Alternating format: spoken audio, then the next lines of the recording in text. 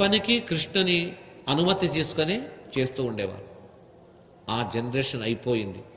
తర్వాతి ధర్మరాజు తర్వాత ఒక తల దాటిన తర్వాత మరొక తల. ఆ వచ్చిన వ్యక్తి పరీక్షిత్ మహారాజు. తన స్వయం ప్రతిభ, స్వయం శక్తి చేత తాను తన రాజ్య పరిపాలన చేసుకుంటూ వచ్చాడు. అంటే కృష్ణుని దయ, ఆ కృష్ణానుగ్రహం అనేది అతని పైన ఉన్నది. తానే చెప్తాడు. కృష్ణ కథ ప్రారంభిస్తారు ఎప్పుడో, చాలా ముందు ఎప్పుడో వస్తుంది, దశమ స్కందంలో వస్తుంది. ఇదే శుక మహర్షి చెప్పేటప్పుడు కృష్ణుని కథ నేను మొదలు పెడతాను అని ఒక్కొక్క అవతారాన్ని చెప్తూ కృష్ణుని కథ చెప్పడానికి పోతే కాస్త ఆపండి అంటాడు. అయ్యా గురువర్య, ఇంతవరకు నీవు చాలా భగవంతుని అవతారాలు చెప్పారు, మీరు చెప్పింది నేను విన్నాను. అయితే ఇక్కడ మాత్రము కృష్ణుని కథ వచ్చేటప్పటికి కాస్త నిదానంగా సావకాశంగా చెప్పండి, పరిగెత్తొద్దండి, నాకు చాలా వినాలనుంది.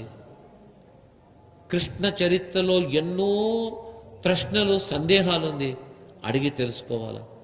అయితే త్వరగా ముగించొద్దండి, చాలా విస్తారంగా చెప్పండి అని అడుగుతాడు. ఎందుకయ్యా? రామావతార కథను కూడా భాగవతంలో ప్రస్తావించారు, నరసింహావతారం చెప్పారు, వామనావతారం చెప్పారు, వరాహావతారం. ఇవి చెప్పినా అక్కడ ఏ ప్రశ్నలు రాక కృష్ణుని కథ చెప్తానంటే ఇంత ప్రశ్నలు, ఇంకా కథ మొదలే కాలేదు, కృష్ణుని కథ చెప్తాను అని చెప్పేటప్పటికీ నీవు ఇన్ని ప్రశ్నలు అడుగుతున్నావు కదా, ఏం కారణము? లేదు, నా తాతలైనటువంటి పాండవులు, నా పితామహుడైన అర్జునుడు అతనికి చాలా ఉపకారం చేశాడు. ఏం చేశాడంటే, మహాభారత యుద్ధం జరిగినప్పుడు మా పితామహుడైన, అంటే తాత, తండ్రి అతనికి ఒక సారథి ఉండేవాడు. మహాభారత యుద్ధ సమయంలో పాండవులు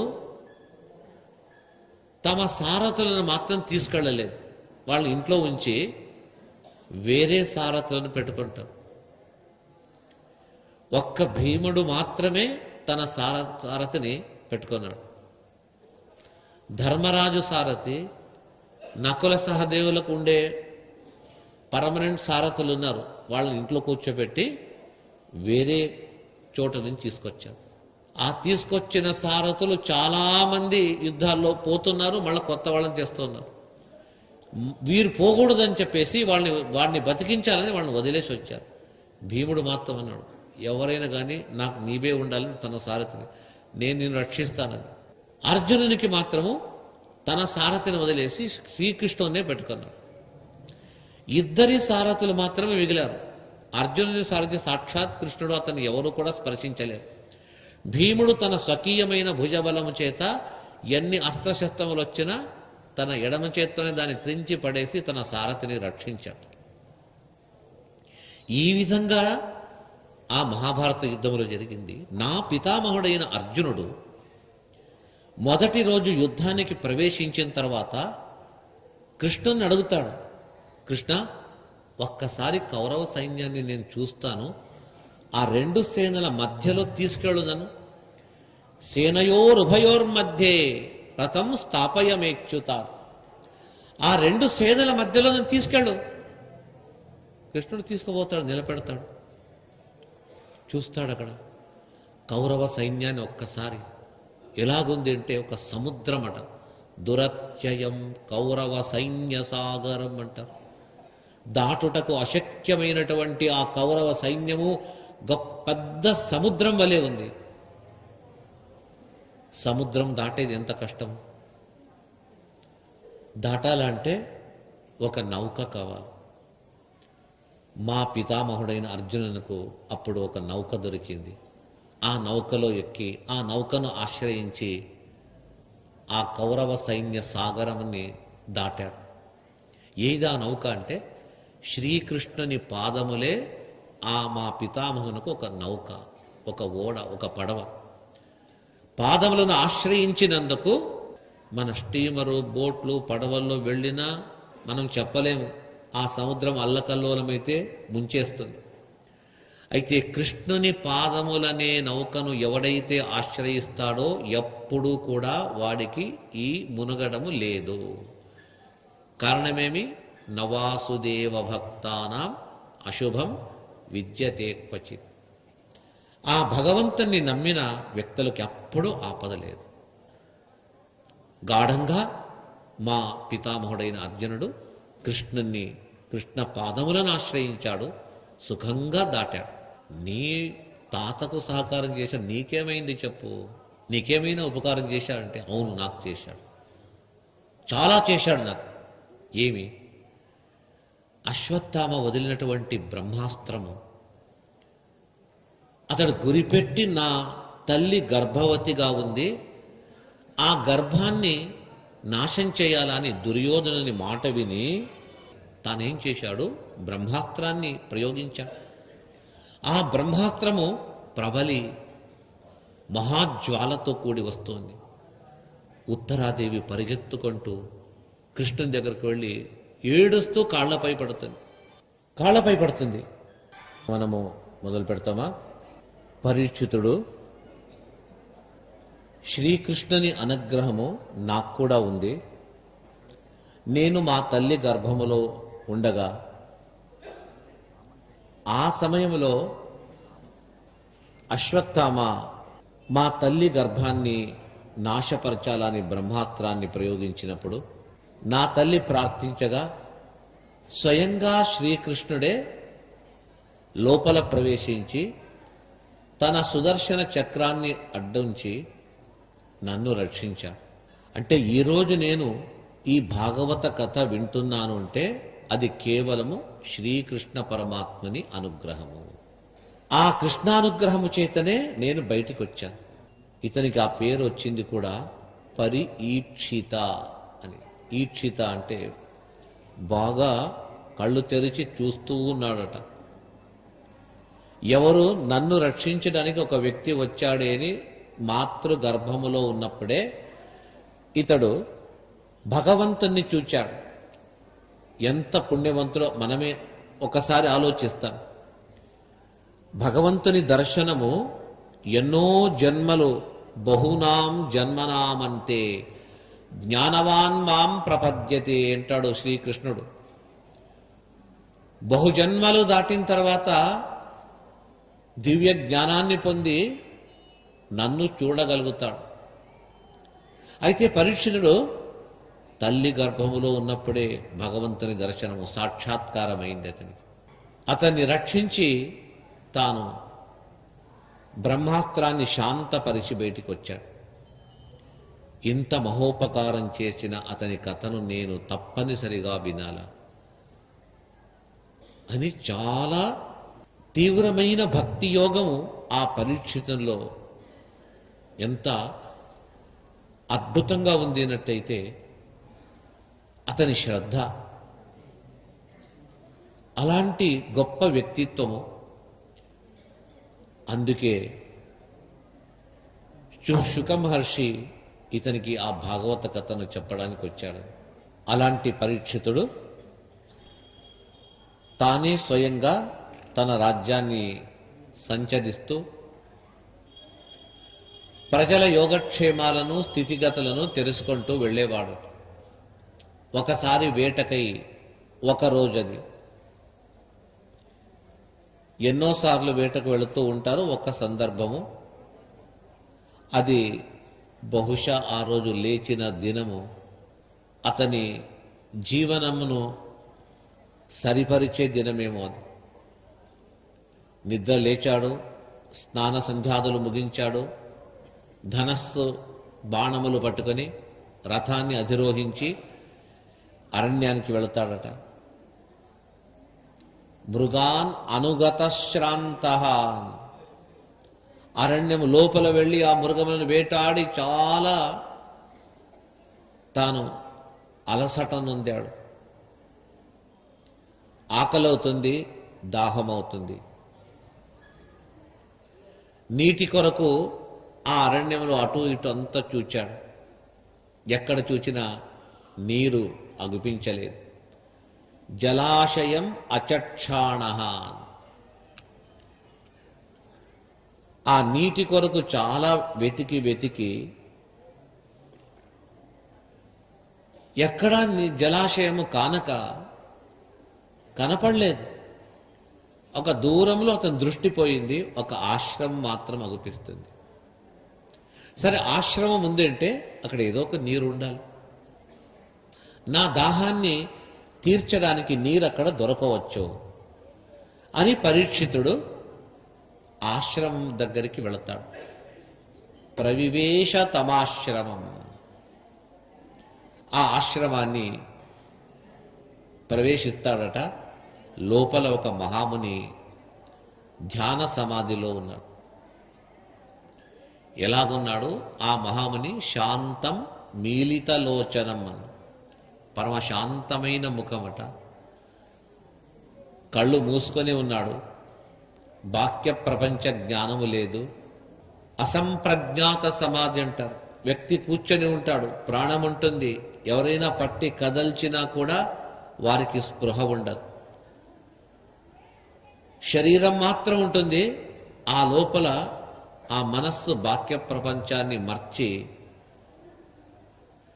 లోకాతీతుడైనటువంటి ఆ భగవంతుని యందే మనస్సు వెళ్ళిపోయి ఉంటుంది. అలాంటి స్థితిని ధ్యాన స్థితి, యోగ నిద్ర, అసంప్రజ్ఞాత సమాధి అంట. బాహ్య ప్రపంచాన్ని పూర్తిగా మరచి అంతఃప్రపంచంలో లోపల తాను వెళ్ళిపోయాడు. పక్కన భేరీ తాడనము చేసినా కూడా స్పృహ రాదు వారికి. పట్టి కదల్చినా కూడా వారికి ఏమీ అనిపించదు. అలాంటి పరిస్థితిలో ఆ మహాముని ఉన్నాడు. రాజు లోపల వెళ్ళాడు. దాహమైతుంది అని అడిగాడు. ఆ మహామునికి వినిపించలేదు. ఎందుకో పరీక్షత్ రాజు మహాశాంత పురుషుడు, గొప్ప వ్యక్తి. మహామునులు, ఋషీశ్వరులు అంటే అపారమైన గౌరవం. అంత ఉన్నా ఏదో ఒక్క క్షణకాలము ఆ పరీక్షితునికి కోపం వచ్చిందట. నేను మహారాజు అనే ఒక్క భావన మనస్సులో వచ్చింది.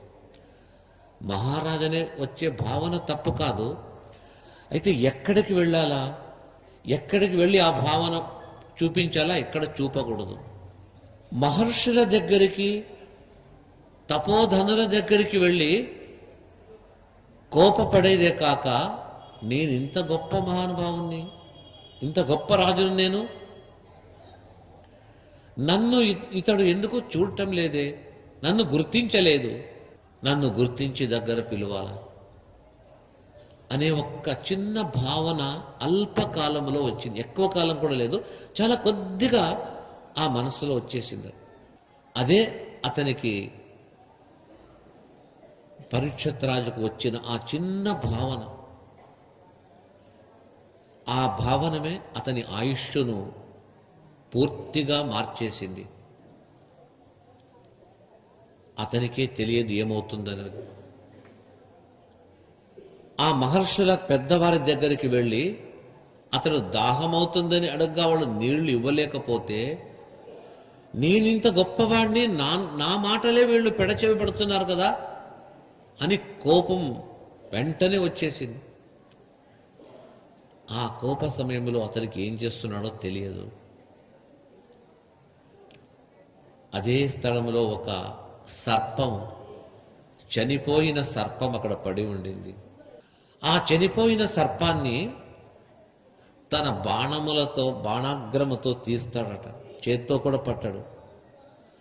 నాకు ఇంత అవమానం చేశాడు, నేను అడిగినా కూడా నాకు సమాధానం ఇవ్వలేదు, కళ్ళు మూసుకొని కూర్చున్నాడని ఆ మహర్షి మెడలో చనిపోయి పడి ఉన్నటువంటి అరణ్యమది, చనిపోయి పడిన ఒక సర్పాన్ని బాణాగ్రంతో తీసి అతని మెడలో వేస్తాడు. వేసి వెళ్ళిపోతాడు. ఇంకేం లేదు. కాస్త దూరం పోతాడు. కొంతకాలం తర్వాత ఏ మహర్షి ఆశ్రమానికి మహారాజు పరీక్షితుడు వెళ్ళాడు, ఆ మహాముని యొక్క కుమారుడు అక్కడికి వచ్చాడు. మహాముని పేరు శమీక మహర్షి.